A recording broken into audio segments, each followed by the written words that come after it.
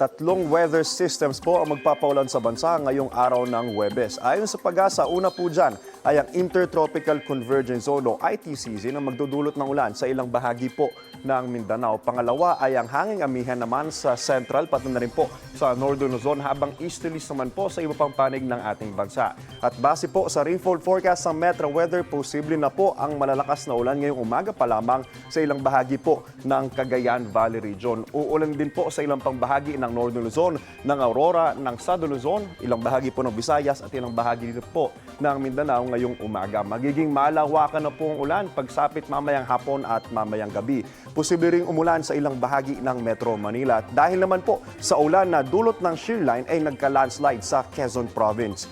Humambalang ang mga puno at gumuhong bahagi ng bundok sa Mauban, Tayabas National Road sa Barangay San Isidro. Wala namang naiulat na nasawi pero hindi madaanan ng lahat ng uri ng sasakyan ang nasabing kalsada. Nagsasagawa na roon ng clearing operations. Pansamantalang ipinapagamit sa mga motorista ang daan sa bayan ng Sampaloc para makalabas o makapasok sa Mauban. Paalala po mga kapuso, stay safe and stay updated. Ako po si Andrew Pertiera. Know the weather before you go. Para mag-safe lagi, mga kapuso. Kapuso, huwag magpapahuli sa latest news and updates. Mag-iuna ka sa balita at mag-subscribe sa YouTube channel ng GMA Integrated News.